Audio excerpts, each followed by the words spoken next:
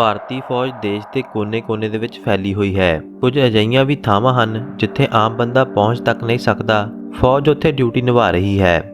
ਅੱਜ ਦੀ ਇਹ ਘਟਨਾ ਇੱਕ ਐਸੇ ਹੀ ਇਲਾਕੇ ਦੀ ਹੈ ਜਿੱਥੇ ਜੰਗਲੀ ਜਾਨਵਰਾਂ ਤੋਂ ਇਲਾਵਾ ਕੋਈ ਵੀ ਪਹੁੰਚ ਨਹੀਂ ਸਕਦਾ ਸੀ ਅਤੇ ਇੰਡੀਅਨ ਆਰਮੀ ਦੇ 5 ਜਵਾਨ ਉਸ ਇਲਾਕੇ ਦੇ ਵਿੱਚ ਡਿਊਟੀ ਨਿਭਾਉਂਦੇ ਫਸ ਗਏ।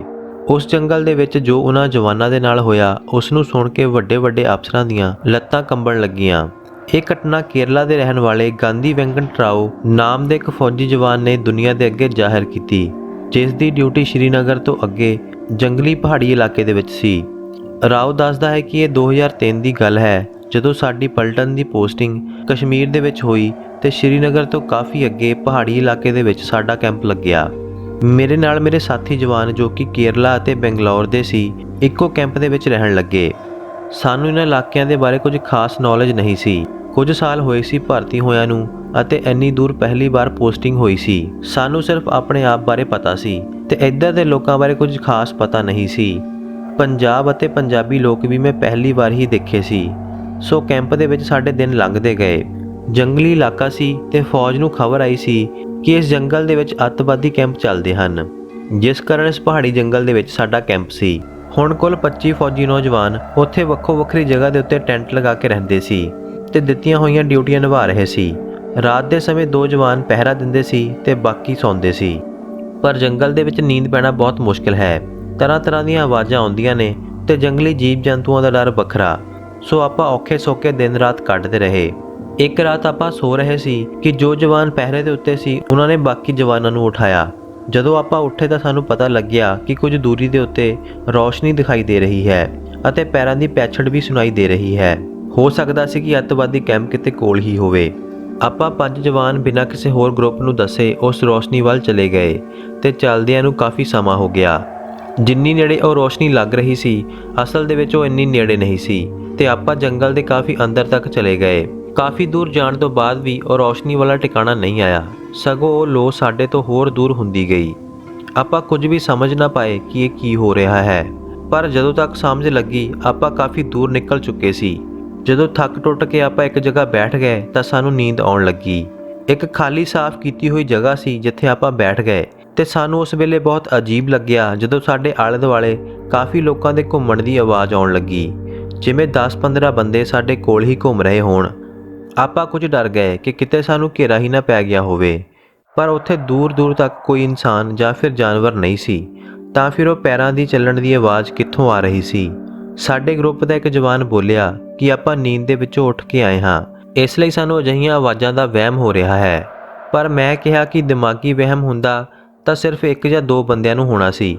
ਇੱਕੋ ਵਹਿਮ ਸਾਰੇ ਬੰਦਿਆਂ ਨੂੰ ਇਕੱਠਾ ਨਹੀਂ ਹੋ ਸਕਦਾ।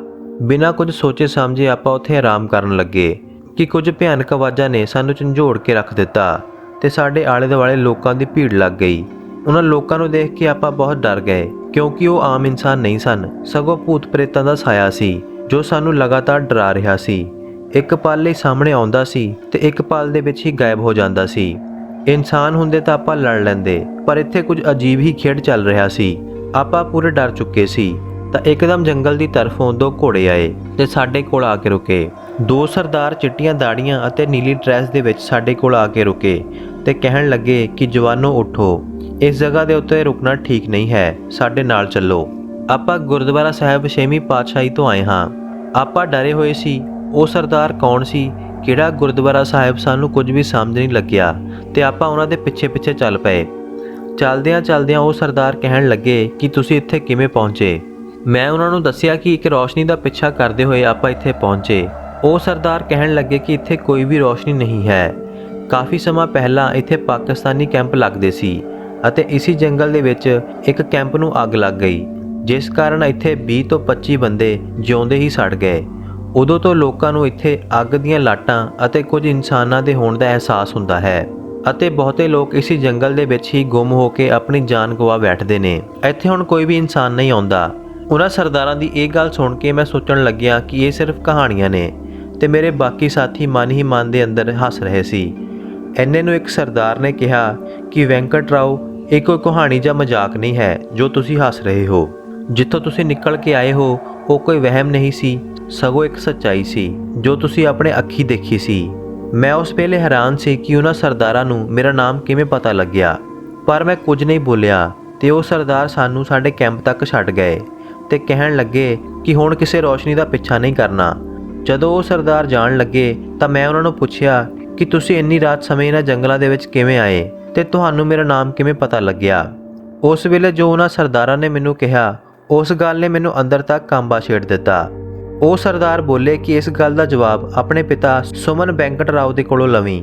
ਮੇਰੇ ਪਿਤਾ ਦਾ ਨਾਮ ਉਹਨਾਂ ਨੂੰ ਕਿਵੇਂ ਪਤਾ ਲੱਗਿਆ, ਇਸ ਗੱਲ ਦਾ ਜਵਾਬ ਮੇਰੇ ਕੋਲ ਨਹੀਂ ਸੀ ਤੇ ਮੈਂ ਬਿਲਕੁਲ ਡਰ ਚੁੱਕਿਆ ਸੀ।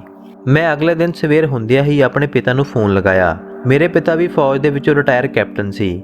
ਮੈਂ ਉਹਨਾਂ ਨੂੰ ਸਾਰੀ ਗੱਲ ਦੱਸੀ ਕਿ ਉਹਨਾਂ ਸਰਦਾਰਾਂ ਨੂੰ ਤੁਹਾਡਾ ਨਾਮ ਕਿਵੇਂ ਪਤਾ ਲੱਗਿਆ। ਮੇਰੀ ਸਾਰੀ ਗੱਲ ਸੁਣ ਕੇ ਮੇਰੇ ਪਿਤਾ ਜਲਦੀ ਹੀ ਸਮਝ ਗਏ ਤੇ ਮੈਨੂੰ ਦੱਸਣ ਲੱਗੇ ਕਿ 1987 ਦੇ ਵਿੱਚ ਮੇਰੀ ਡਿਊਟੀ ਵੀ ਜੰਮੂ ਦੇ ਵਿੱਚ ਲੱਗੀ ਸੀ, ਜਿੱਥੇ ਜੰਮੂ ਵਿਖੇ 6ਵੇਂ ਪਾਤਸ਼ਾਹੀ ਦੇ ਗੁਰਦੁਆਰਾ ਸਾਹਿਬ ਦੇ ਵਿੱਚ ਮੈਂ ਸੇਵਾ ਕੀਤੀ ਸੀ ਤੇ ਉੱਥੇ ਰਹਿੰਦੇ ਇੱਕ ਸੇਵਾਦਾਰ ਦਾ ਮੈਂ ਇਲਾਜ ਕਰਵਾਇਆ ਸੀ। ਜਿਸ ਤੋਂ ਬਾਅਦ ਉਹ ਸੇਵਾਦਾਰ ਮੈਨੂੰ ਇਹੀ ਸੀਸਾ ਦਿੰਦਾ ਰਿਹਾ ਕਿ ਤੇਰੀ ਰੱਖਿਆ ਸਿੰਘ ਹਰ ਜਗ੍ਹਾ ਕਰਨਗੇ ਤੇ ਅੱਜ ਉਹ ਸੇਵਾ ਦਾ ਮੁੱਲ ਉਹ ਸਿੱਖ ਸਰਦਾਰ ਮੋੜ ਗਏ।